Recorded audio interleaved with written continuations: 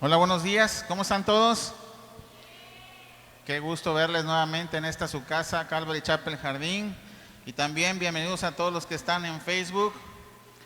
Y nuevamente un domingo más y un domingo muy especial porque vamos a celebrar los cumpleaños del mes de junio y también el Día del Padre. Y pues estamos muy contentos de que la pasemos en familia en los momentos más importantes de cada mes. Así es que pues vamos a comenzar, vamos a abrir nuestras Biblias y vamos a ir a Lucas 11. Ya vamos avanzando, nos falta poquito, como medio año y terminamos el Evangelio de Lucas y después vamos a ir al libro de los Hechos. Así es que va a estar muy interesante porque vamos a seguir con el mismo autor Lucas, con el mismo autor de los Hechos. Es él el que escribió el Evangelio y también el libro de los Hechos. Así es que ahorita vamos apenas en Lucas 11 y vamos a leer Lucas 11 del 1 al 4.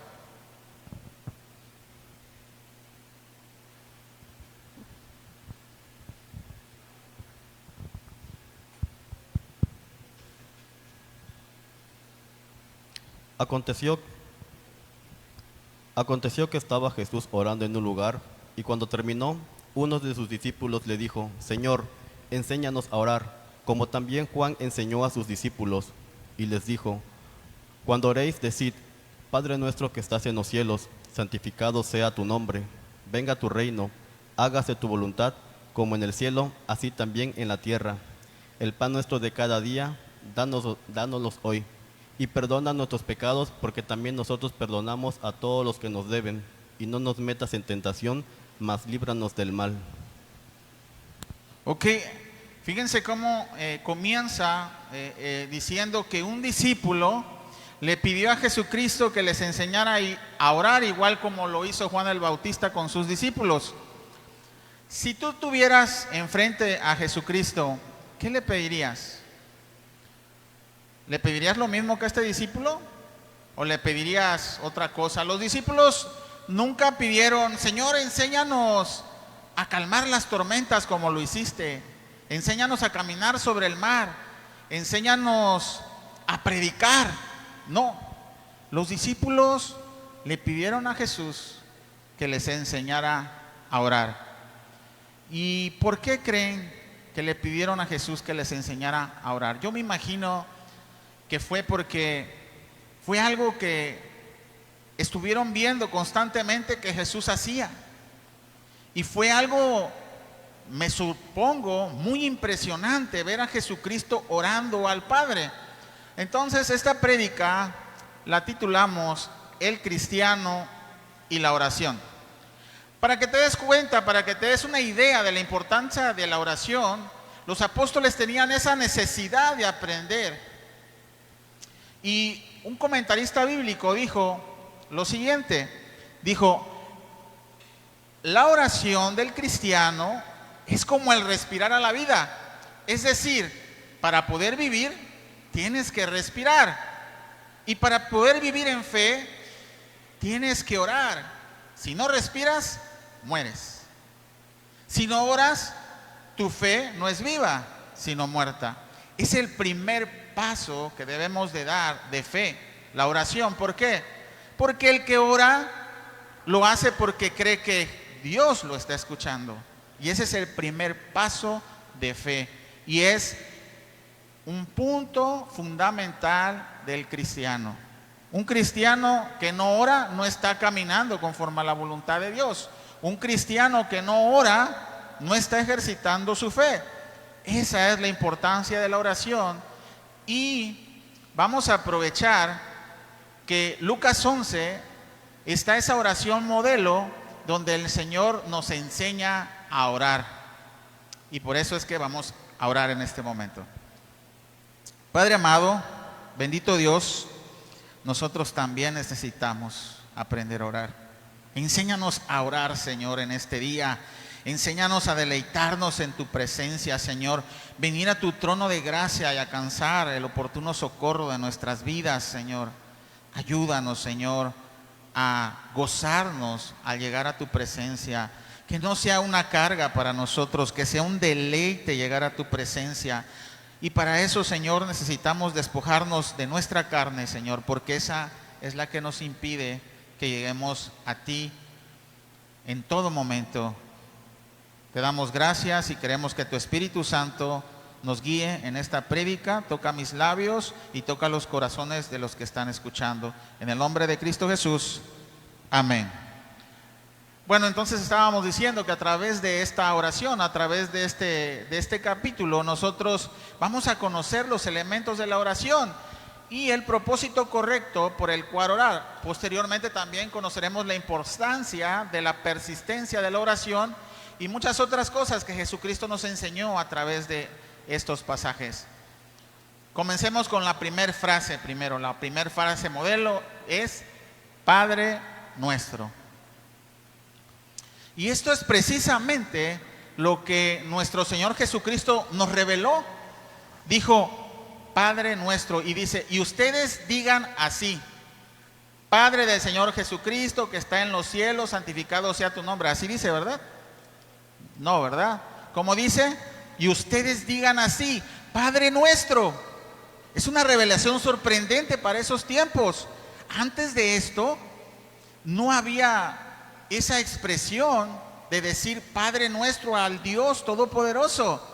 Los fariseos y los saduceos y los escribas y los religiosos y los levitas estaban señalando a Jesucristo porque le decía Padre a Jehová. ¿Recuerdan? ¿Cómo señala? ¿Y tú por qué? ¿Qué no eres tú? Tú eres hijo de fornicación. ¿Cómo dices que tu Padre es Dios? ¿Verdad? ¿Recuerdan? Pues eso es lo que estaba revelando a sus discípulos en este momento Jesucristo. Estaba revelando una nueva posición que era posible porque Jesucristo había llegado a revelarnos al Padre. Y Jesucristo iba a redimir nuestra relación con el Señor. Ahora, a partir de este momento, se había vuelto un misterio revelado de la oración. ¿Qué es esto? Que nosotros tenemos a un Padre celestial, a un Padre perfecto, a cual tenemos que pedir. Y esa es una gran bendición que estaba siendo revelada en ese momento. Qué bendición, ¿verdad? Y vamos a ver precisamente quiénes son los verdaderamente hijos de Dios. El ser nombrado hijo de Dios es un título mucho más grande que cualquier otra cosa en este mundo y en el reino de los cielos. Pero Cristo les dijo a sus discípulos que oraran así. Y no le dijo a los escribas y a los fariseos y a los religiosos y a los levitas. No, le dijo a sus discípulos. ¿Por qué? Porque la palabra de Dios muestra quiénes somos hijos de Dios, como dice Juan 1:12. Vamos a ir a Juan 1:12. Yo sé que muchos se lo saben de memoria, pero otros no, así es que vamos a leerlo. Juan 1:12, por favor.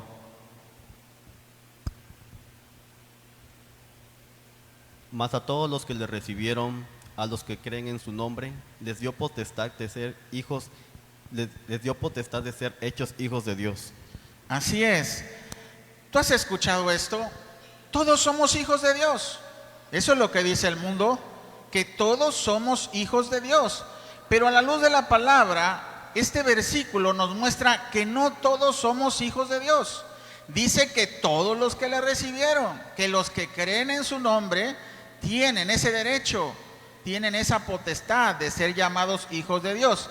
Y tú vas a decir, yo recibí a Cristo en mi corazón, yo creo en Él. Pero el que cree en su nombre, cree en su palabra. Y el que cree en su palabra, le obedece. Y el que le obedece es el que le ama. Para ser nombrado hijo de Dios, debe ser seguidor de Cristo. Para ser seguidor de Cristo, debe ser imitador de Él. Cuando dices que le recibes, quiere decir que tú recibes sus enseñanzas y las haces propias. Lo que te da la potestad de ser hecho hijo de Dios es la obediencia a Dios. Eso es lo que te da la potestad, la obediencia a Dios. Pero primero todo esto que acabo de hablar lo vamos a ver por los versículos bíblicos, pero primero vamos a dejar claro esto, la posición que tenemos en Cristo. Y la posición que tenemos es que somos hijos de Dios Padre. Esa es nuestra posición.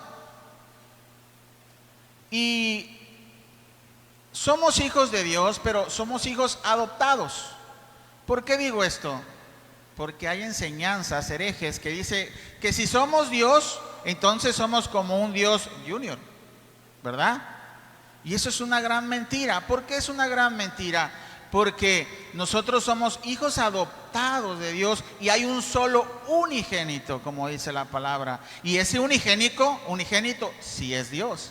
Nosotros no somos Dios. Y de verdad, hay enseñanzas así, que nosotros somos Dios, que somos poderosos, que nosotros tenemos el poder, que nos dio la potestad de muchas cosas. Pero la palabra es clara y dice aquí que somos adoptados. Vamos a ir a Efesios, y vamos a ir a Efesios 1, y vamos a leer del 4 al 6, por favor.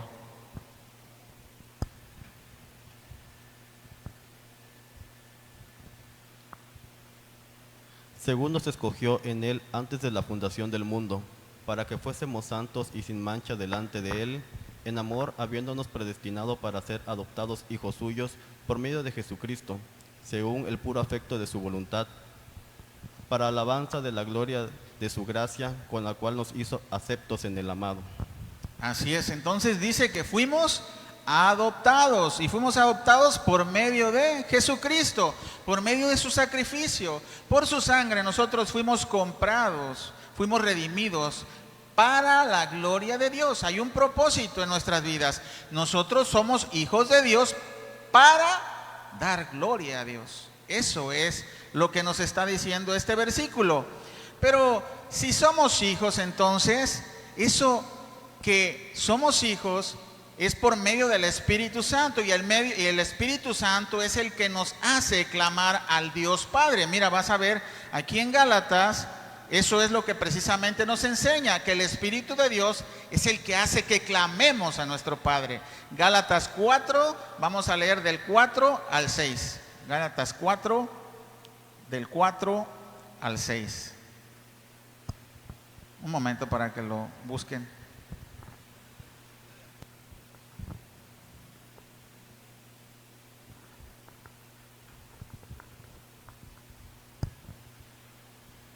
Pero cuando vino el cumplimiento del tiempo, Dios envió a su Hijo, nacido de mujer y nacido bajo la ley, para que redimiese a los que estaban bajo la ley, a fin de que recibiésemos la adopción de hijos. Y por cuanto sois hijos, Dios envió a vuestros corazones el Espíritu de su Hijo, el cual clama, Abba, Padre. Es el Espíritu de Dios el que nos dice, clama a tu Padre. Es este Espíritu el que nos hace clamar. Todo hijo tiene esa necesidad de orar al Padre. Y esta es la forma en la que debemos orar. A ver, ¿podemos orar a Jesús? Considero que no es malo hablar con Él, pero tenemos que hacerlo a modo de pedirle intercesión únicamente. ¿Por qué? Porque Jesucristo mismo nos enseñó que nosotros tenemos que clamar al Padre en su nombre. No digo que sea malo hablar con Jesús. Señor Jesús, tengo esta necesidad. Señor Jesús, mi Señor Jesucristo, mi Dios y Rey, clamo a ti, intercede por nosotros. Está bien, pero esta oración modelo nos enseña que nosotros tenemos que clamar al Padre. Jesús clamaba al Padre y dice que lo tenemos que hacer en su nombre. Esto lo vamos a ver con los versículos que están aquí. Ahora, quiero que tomes en mente esto. Tú eres un hijo de Dios. Y si eres hijo de Dios, dice que somos coherederos juntamente con Cristo. Claro, eso es si verdaderamente estás en Cristo. Y eso fue lo que reveló Jesús a sus discípulos. Somos hijos de Dios, y no tan solo somos siervos de Dios, sino hijos. Y si somos hijos, también somos hermanos de Jesucristo. Y si somos también hermanos, no tan solo dice Jesús que somos hermanos, dice que somos amigos. Pero para todo esto tenemos que verlo a la luz de la palabra y tener ciertas características que nos hacen ver como hijos, que nos hacen ver como hermanos, que nos hacen ver como amigos de Jesús. Y vamos a ver estos versículos que nos enseñan eso. Vamos a ir a Romanos 8, 16 al 18, por favor. Vamos a esperar a que busquen en sus Biblias Romanos 8, 16 al 18. Un momentito.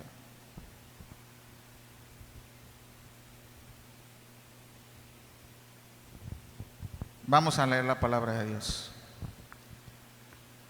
El Espíritu mismo da testimonio a nuestro espíritu de que somos hijos de Dios, y si hijos, también herederos, herederos de Dios y coherederos con Cristo, si es que padecemos juntamente con Él, para que juntamente con Él seamos glorificados.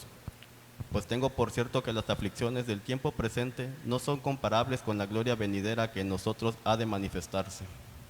Así es, entonces dice aquí que el Espíritu mismo da testimonio a nuestro propio espíritu que somos hijos de Dios. Entonces, tienes que checar, tienes que autoanalizarte. ¿Soy hijo de Dios? ¿Tengo el Espíritu de Dios? ¿Tengo esa necesidad de orar al Padre? ¿Estoy obedeciendo al Señor? ¿Sigo verdaderamente a Jesucristo? Sí soy hijo de Dios, de acuerdo con la palabra. ¿Sí? Si tú tienes dudas, hermano y hermana, ayer estábamos en el estudio de los sábados para los jóvenes y me salió una frase. Si tú tienes dudas en tu salvación, ¿seré o no seré salvo? Lo único que tienes que hacer es tener seguridad de la salvación. Es la siguiente: estar seguro que estás en obediencia. Si estás en obediencia, estás seguro. Por si piensas que la salvación se pierde o no se pierde, y hay muchos estudios que si se pierde, otros que no se pierde. Bueno, tú siéntete seguro obedeciendo al Señor. Así está tu seguridad. ¿Seré o no seré salvo? ¿Estoy en obediencia? ¿No estoy en obediencia? Ponte en obediencia. Ponte a cuentas con Dios, y es precisamente lo que nos enseña el Padre Nuestro. Ahora, ya vimos la posición que somos hijos, ya vimos la posición que somos coherederos, pero también, mira, vamos a ver Romanos 8, 29, se me pasó, vamos a leerlo.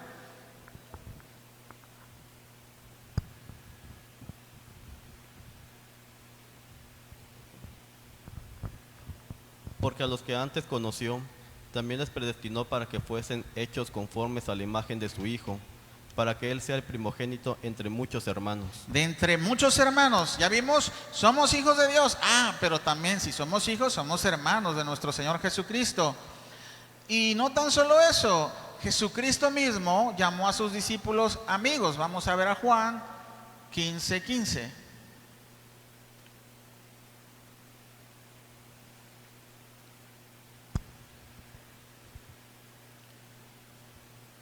Ya no os llamaré siervos, porque el siervo no sabe lo que hace su Señor, pero os he llamado amigos, porque todas las cosas que oí de mi Padre os las he dado a conocer.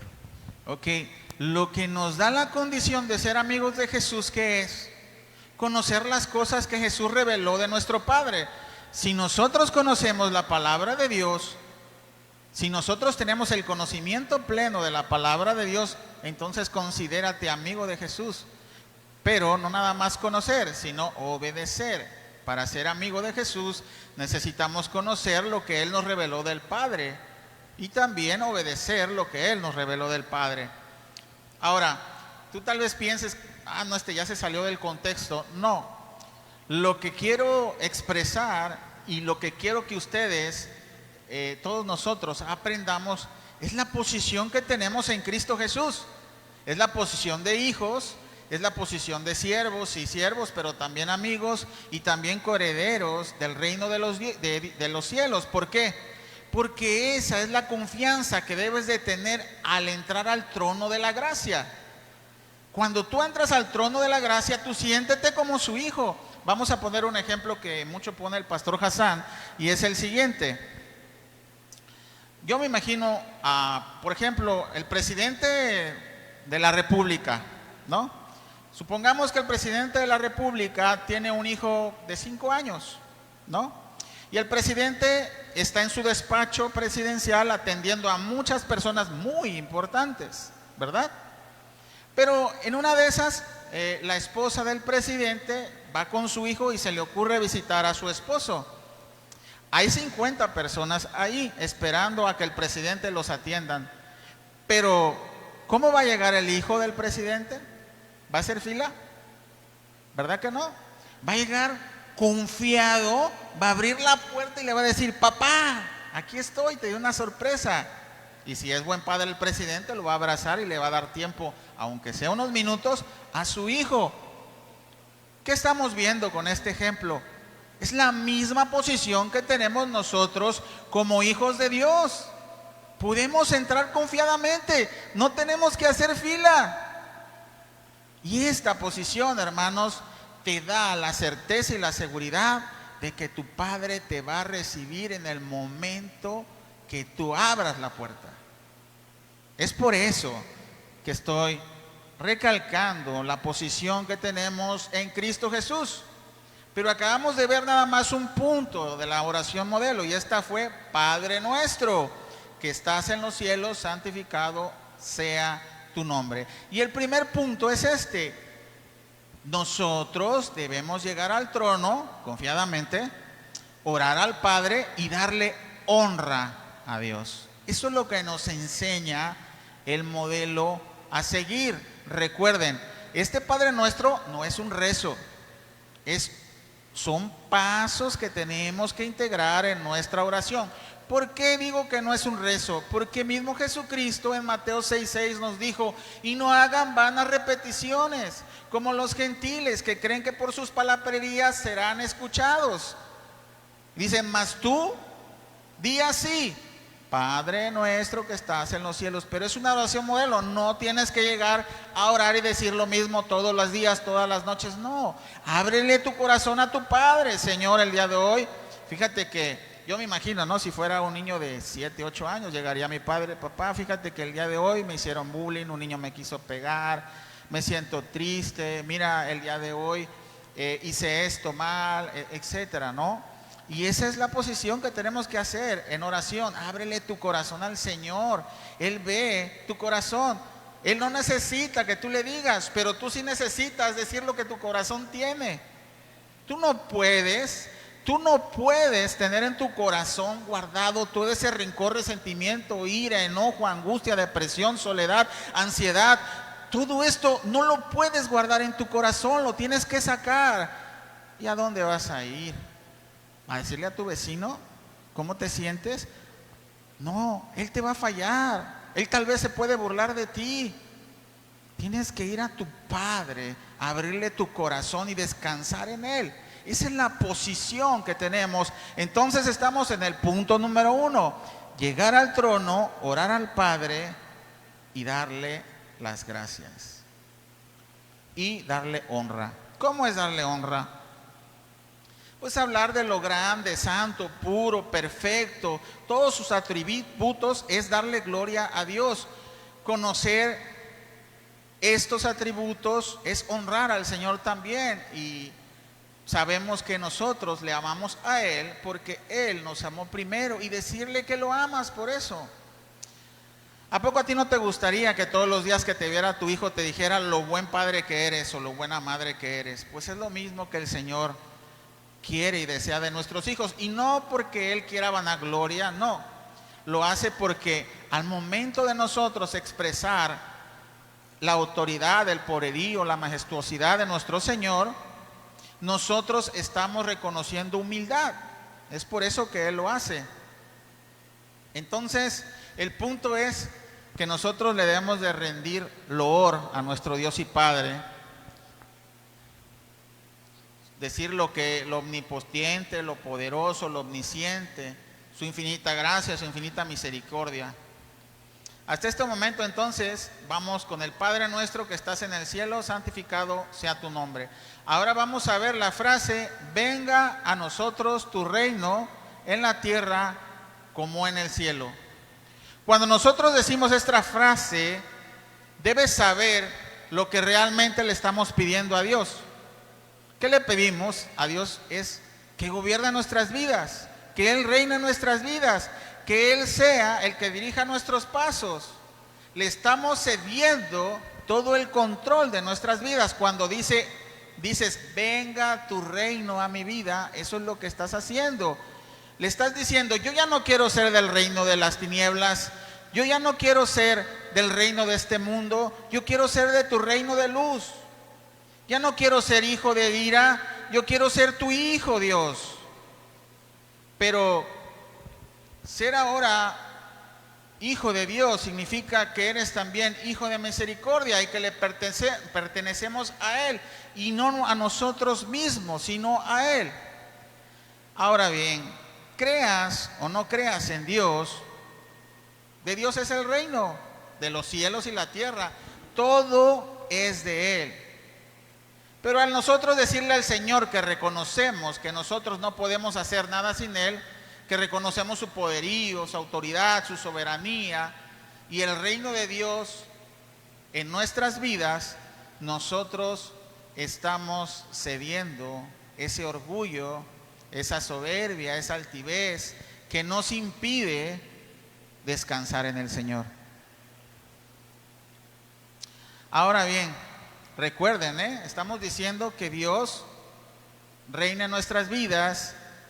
Estamos diciendo que Dios tiene el poderío, la autoridad, todo esto. Y ahora, la palabra de Dios lo dice claramente esto. Vamos a ir a Crónicas, y Crónicas 1, primera de Crónicas 29, y vamos a leer 11 y 12, pero sí me gustaría que me dejaras leer esta parte a mí, nada más esta parte, por favor. Vamos a ver si quieren ir a sus Biblias, si no, me esperan tantito a los que están buscando. Vamos a leer Primera de Crónicas 29, del 11 al 12. Voy a leerlo yo. Dice: tuya es, oh Jehová, la magnificencia, el poder, la gloria, la victoria, el honor, porque todas las cosas que están en los cielos y en las tierras son tuyas.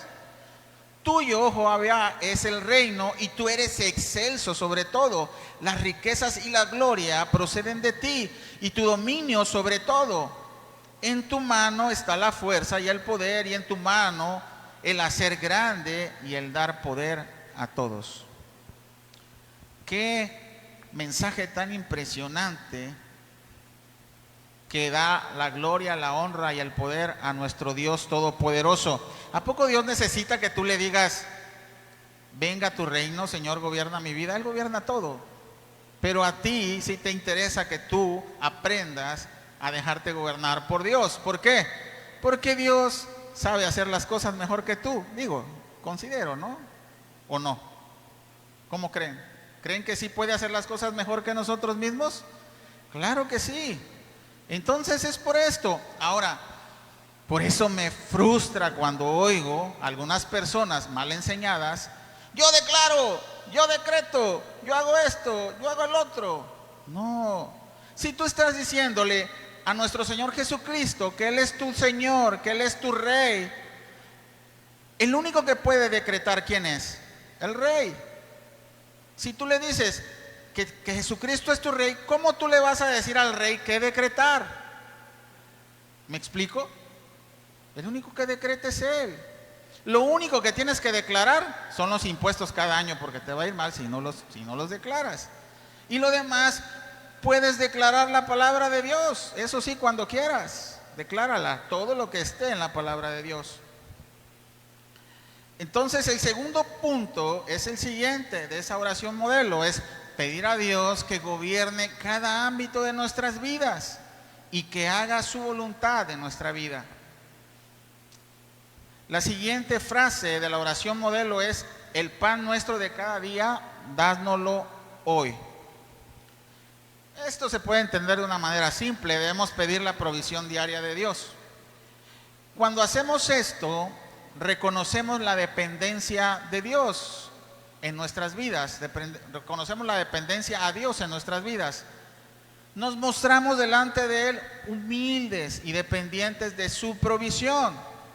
¿Qué quiere decir esto? Que no lo vamos a hacer en nuestras propias fuerzas. Vamos a reconocer que Jesucristo, que nuestro Señor, es el proveedor de todo lo que va y viene en nuestra vida. La verdad es de que todo creyente o no creyente depende de Dios sin saberlo. Los no creyentes ni siquiera lo saben, pero es la verdad, dependen de Dios. Y hay un versículo que dice lo mismo. Mira, vamos a ver a Mateo 5:45. Mateo 5:45.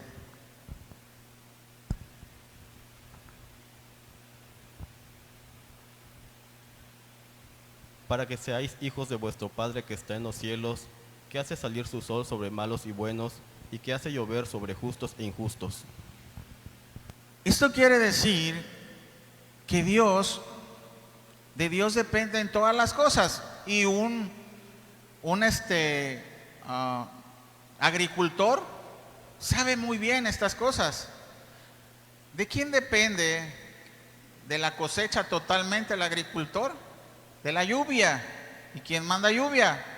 El Señor. Y dice que la manda temprana o tardía, de acuerdo con lo que convenga a la cosecha. Si el Señor no quiere, deja de hacer llover y no llueve, y hay sequía, y hay hambre, y hay todo. Y posiblemente el 90% de los agricultores no creen en Dios, pero saben esta verdad, dependen de Dios, aunque ellos no lo crean. Cuando nosotros decimos el pan nuestro de cada día, haznoslo hoy, estamos reconociendo esto. Y esto nos debe de generar gratitud. Así que una de las cosas que tenemos que integrar también en la oración modelo es dar acción de gracias, como lo dice Primera de Tesalonicenses 5, del 17 al 18.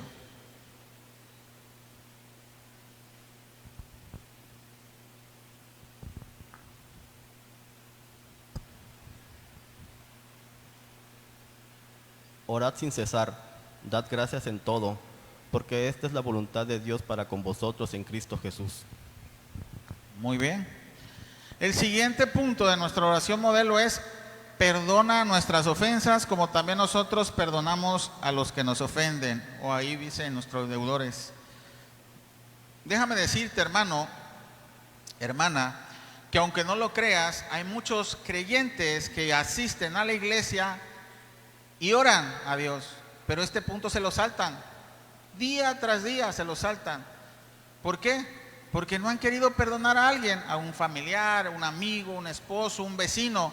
Pero también déjame decirte que si tú practicas el perdón constantemente, si tú no lo practicas, el perdón constantemente, si tú no lo haces, tú vas a guardar rencor, tú vas a guardar resentimiento, tú vas a guardar ira en ti sobre otra persona. Y la palabra de Dios es clara y directa con aquel que no ha perdonado. Dice que Él tampoco los va a perdonar. Mira, vamos a ver Marcos 11:26. Marcos 11:26.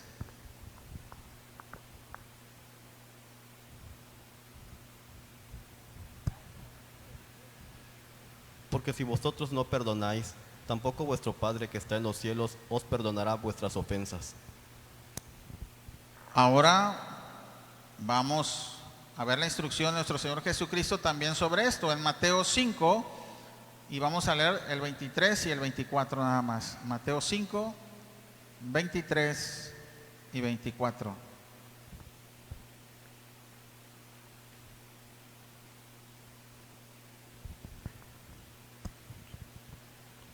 Por tanto, si traes tu ofrenda delante del altar y allí te acuerdas de que tu hermano tiene algo contra ti, deja allí tu ofrenda delante del altar y anda, reconcíliate primero con tu hermano y entonces ven y presenta tu ofrenda. Ok, hermano, quiero que pongan mucha atención en esto. Escucha, el perdón es fundamental. El pedir perdón y otorgar el perdón. ¿Me escucha? Es fundamental. Dios no va a hacer excepción a esta regla, no va a hacer excepción. Ninguna. Su palabra es clara y precisa y nos manda a perdonar y a pedir perdón. Y tú me puedes decir, es que pastor, usted no sabe todo lo que me ha hecho mi esposo o mi esposa. Usted no sabe, pastor, lo que me ha hecho mi vecino. Es bien malo. Usted no sabe cómo me tratan mis padres, pastor. Y yo te voy a responder, tal vez no lo sé, pero ¿sabes qué sí sé? Lo que nosotros le hicimos a Jesucristo por nuestro pecado y Él nos perdonó. ¿Recuerdan la frase? Perdónalo, Señor, porque ellos no saben lo que hacen. Y Jesucristo estaba sufriendo en la cruz por todos nuestros pecados. Allí estaban tus pecados clavando en la cruz, su sufrimiento. Y ahí estaba su sangre preciosa derramada en la cruz del Calvario. Y Él se estaba acordando de ti. Y Él no estaba enojado contigo. Él no estaba enojado porque tú lo hiciste morir. Él estaba diciéndote, perdónalo, Señor, porque no saben lo que hacen. ¿A poco tú te crees mejor que Dios? ¿Eres mucho más excelso como para no perdonar a una persona? ¿Estás más arriba de su trono para no hacerlo? Lo único que te evita no perdonar a una persona, ¿saben qué es? Tu orgullo, tu arrogancia, tu soberbia. Y todo eso, hermano, es lo que lleva al infierno. Orgullo, soberbia y arrogancia son la maldad que no te va a permitir entrar al reino de los cielos. Entonces, ¿a quién le conviene perdonar y pedir perdón? A ti, a ti, a ti, a ti, a ti. A ti te conviene, no a la persona que vas y con arrogancia te dice, pues como quieras, no me importa. No, no, no, no. A ti te va a servir llegar y decir, ¿sabes qué?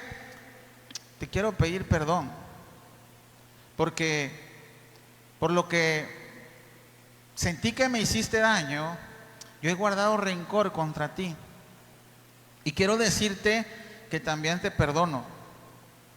También te perdono porque yo creo que es más importante estar bien con Dios y dejar esa arrogancia, esa soberbia y humillarme delante de Dios. Y lo hago por amor a Dios y por eso te perdono. Tú puedes argumentar muchas cosas, hermano. Es que no sé perdonar. Pero el perdón no se necesita aprender. Simplemente tienes que practicarlo. Y cada vez que necesitas perdonar a alguien, cada vez lo tienes que perdonar. Y vas a practicar y practicar y practicar el perdón día tras día. Si tú no perdonas en primer lugar, no puedes ser perdonado por Dios. Pero aparte, vas a vivir con amargura. Y tu resentimiento crecerá con el tiempo.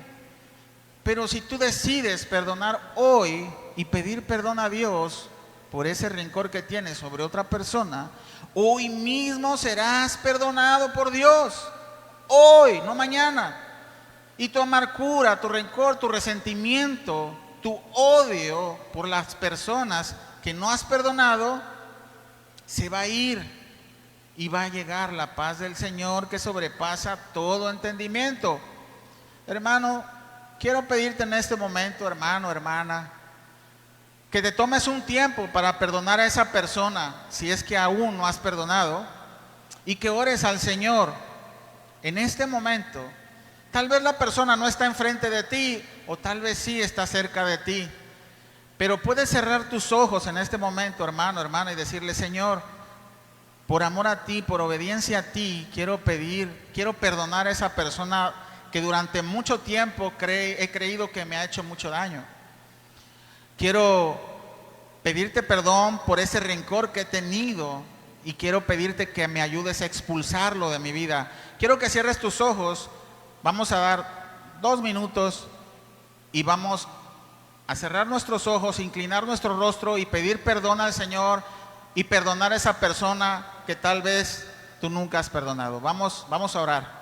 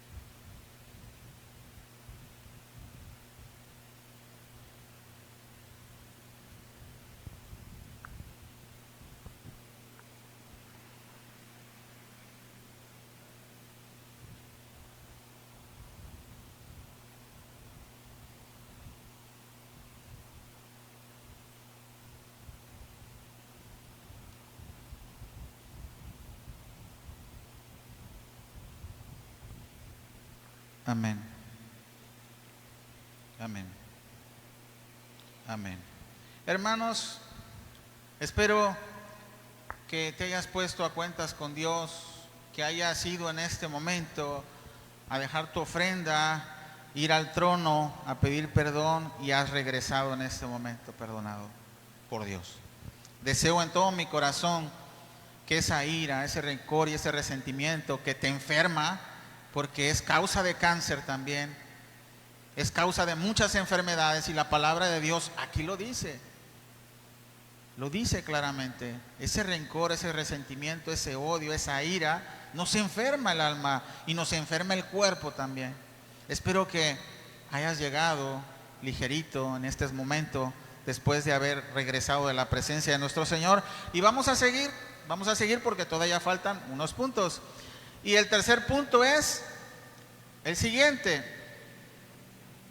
La frase es de: no nos dejes caer en tentación y líbranos del mal. Y el tercer punto es este, dice: pedir por fortaleza y santidad.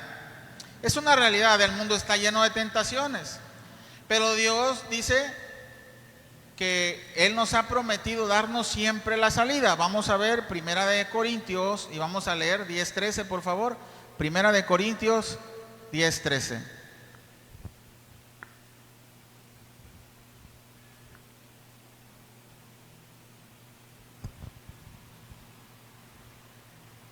Nos ha sobrevenido ninguna tentación que no sea humana, pero fiel es Dios, que no os dejará ser tentados más de lo que podáis resistir, sino que dará también juntamente con la tentación la salida, para que podáis soportar. Este versículo sale mucho a relucir en las prédicas, y no es porque quiera yo constantemente sacarlo, sino el Señor nos recuerda lo siguiente: déjame decirte que no hay excusa para que caigamos en las tentaciones. Dice el Señor que toda tentación puede ser soportada, no es sobrenatural. Y también dice que sobre toda tentación hay una salida. Nuestro Señor Jesucristo nos habla de eso también, pero nuestro Señor Jesucristo nos dice que hay una salida, y muy radical. No es grata, pero mira lo que dicen estos versículos. Vamos a ir a Mateo 18 y vamos a leer Mateo 18 del 8 y el 9, por favor. Un momentito.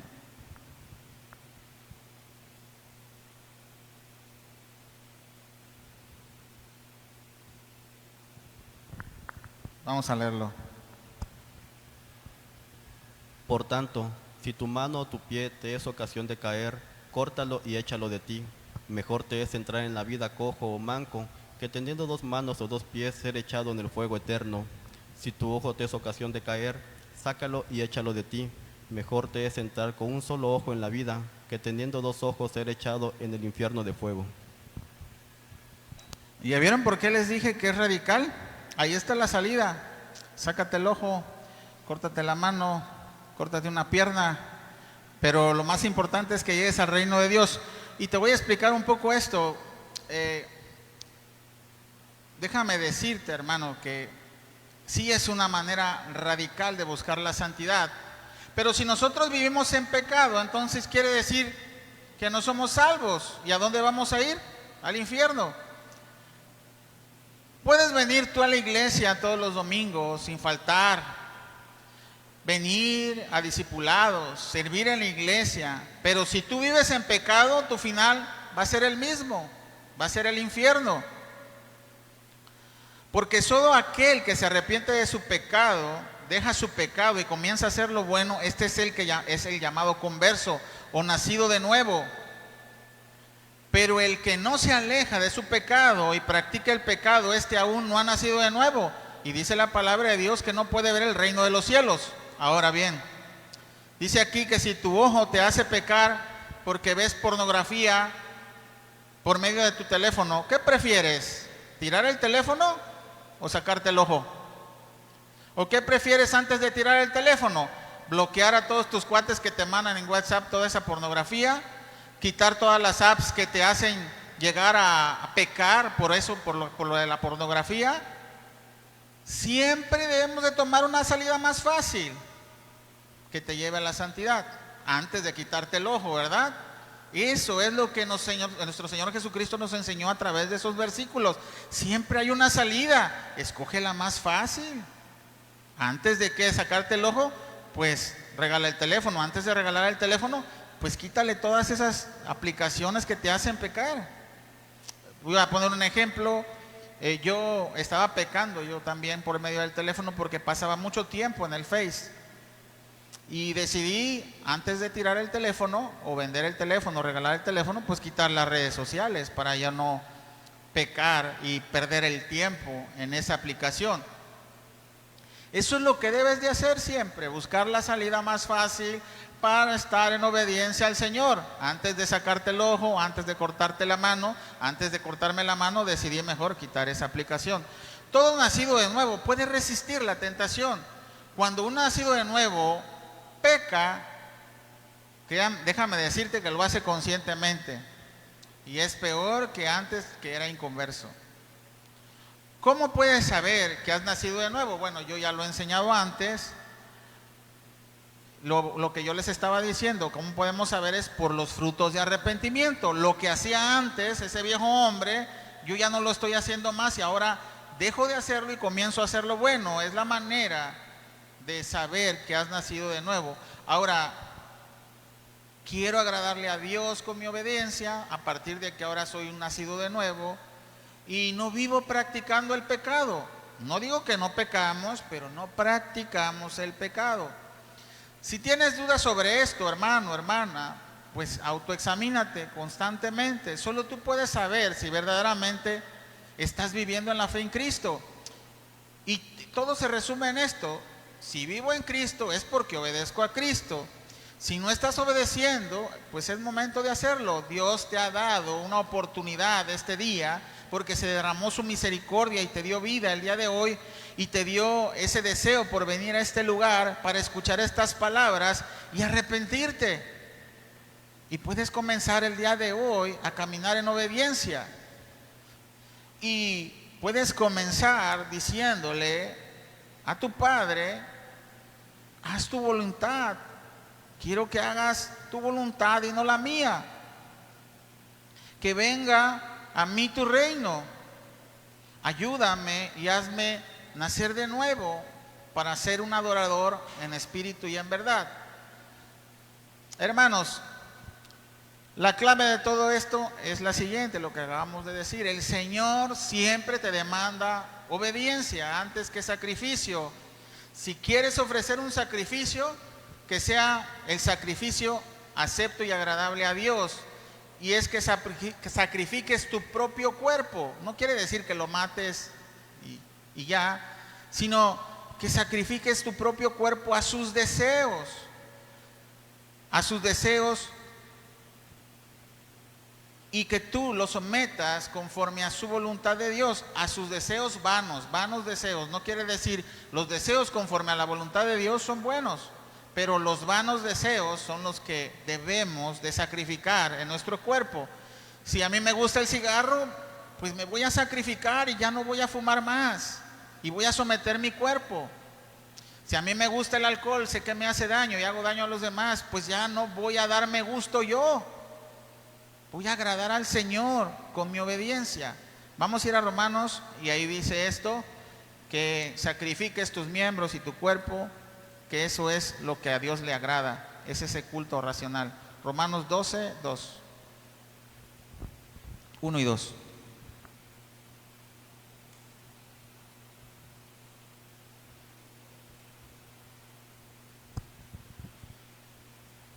Así que, hermanos, os ruego por las misericordias de Dios que presentéis vuestros cuerpos en sacrificio vivo, santo, agradable a Dios, que es vuestro culto racional. No os conforméis a este siglo, sino transformaos por medio de la renovación de vuestro entendimiento, para que comprobéis cuál sea la buena voluntad de Dios, agradable y perfecta. Muy bien. Entonces, es lo que nos está diciendo el Señor. Sacrifica tu cuerpo, ya no le des agrado a tu cuerpo. Niégate a todos esos deseos que saben que te van a llevar a la perdición. Ahora vamos a ver otra parte. Como ven, no vamos a avanzar mucho en el capítulo, pero me gustaría terminar esta idea de lo de la oración como el Señor lo hizo aquí. Vamos a ir a Lucas 11 y vamos a leer del 5 al 8, por favor.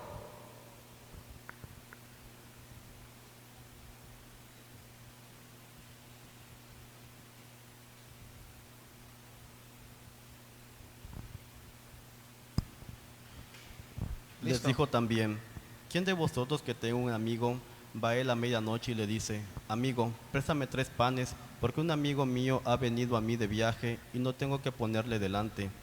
Y aquel, respondiendo desde adentro, le dice, no me molestes, la puerta ya está cerrada y mis niños están conmigo en cama, no puedo levantarme y dártelos. Os digo que aunque no se levante a dárselos por ser su amigo, sin embargo, por su importunidad se levantará y le dará todo lo que necesite. Lo que nuestro Señor Jesucristo nos quiere enseñar en este momento y en estos versículos bíblicos es que cuando oremos lo hagamos con persistencia. Ese es el punto 1 que nos quiere enseñar nuestro Señor Jesucristo, que debe de tener la oración: la persistencia y la impertinencia.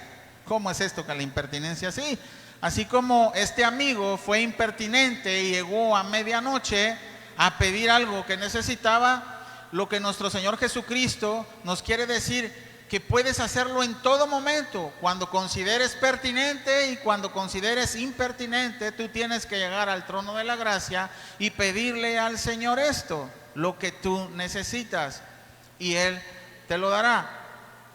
Por eso debemos pedir persistentemente, como dice, no vayan ahí, Primera de Tesalonicenses 5:17 dice, orad sin cesar, es decir, hacerlo constantemente en cualquier momento, no importa qué situación o circunstancia estés pasando, tienes que orar sin cesar. Esto quiere decir que debemos orar en todo tiempo, a cualquier hora, aun cuando consideres que no es la hora correcta, como lo había dicho. Ahora vamos al siguiente punto que nuestro Señor Jesucristo nos quiere enseñar acerca de la oración. Vamos a ir a Lucas 11 y vamos a leer del 9 al 12. Ya casi vamos a terminar, una media hora más y ya acabamos.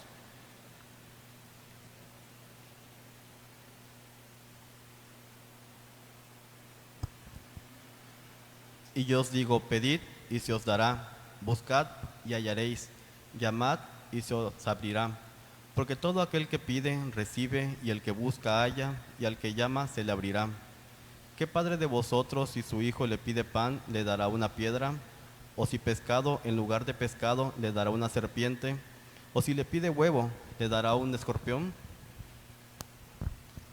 Hay dos cosas que el Señor Jesucristo nos quiere enseñar aquí, o por lo menos dos cosas que yo pude observar, porque me imagino que hay muchísimas que nos quiere enseñar. Pero Dios nos dice aquí que le pidamos y que se nos va a dar, que busquemos de su presencia y lo encontraremos, que le llamemos y Él nos dará acceso a su presencia. Pero si esta enseñanza queda solo ahí, tú puedes creer que todo lo que pidas se te va a dar, pero no es así. La segunda parte nos dice aquí nuestro Señor Jesucristo a través de este ejemplo, es que nuestro Dios sabe dar mejores cosas que nosotros mismos a nuestros hijos. Nuestro Padre Celestial sabe dar mejores cosas que nosotros a nuestros hijos. Esto quiere decir que Él no nos va a dar algo que nos haga mal. Él nos va a dar algo conforme a su voluntad, sabiendo que lo que nos da nos va a hacer bien, ¿verdad? Es lo que quiere enseñarnos.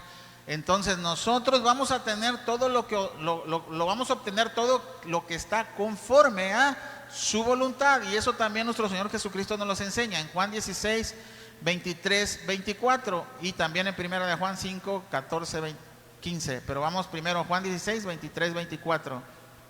Vamos a leerlo.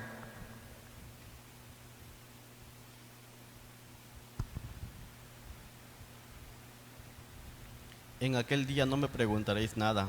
De cierto os digo, que todo cuando pediréis a mi Padre en mi nombre, os lo dará. Hasta ahora nada habéis pedido en mi nombre. Pedid y recibiréis, para que vuestro gozo sea cumplido. Aquí el Señor Jesucristo también nos enseña que lo que pidamos lo vamos a recibir, pero ahora también nos enseña que todo lo tenemos que pedir en el nombre de Jesús. Es por eso que nosotros cada oración terminamos en el nombre de nuestro Señor Jesucristo, amén, en el nombre de Cristo Jesús, amén, en el nombre de tu Hijo amado, amén. Es por eso, por la ordenanza de Jesús, de todo pedirlo en su nombre. Primera de Juan 14:15 nos enseña claramente qué es lo que vamos a recibir de lo que pidamos. Primera de Juan 5:14 y 15 dice así: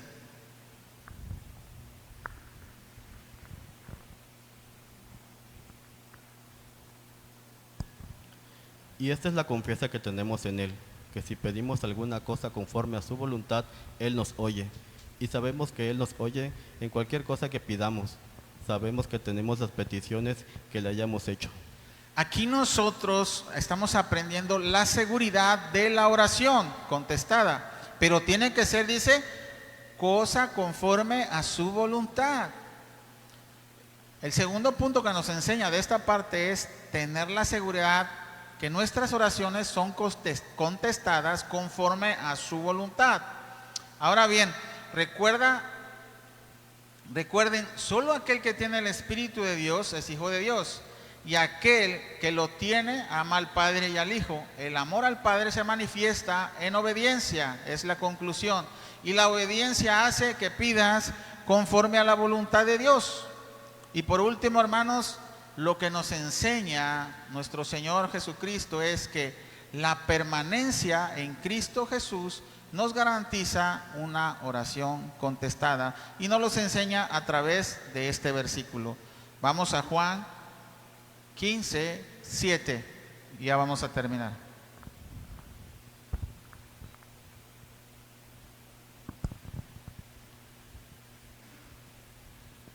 Si permaneces en mí y mis palabras permanecen en vosotros, pedid todo lo que queréis y os será hecho. Esa es la seguridad de una oración.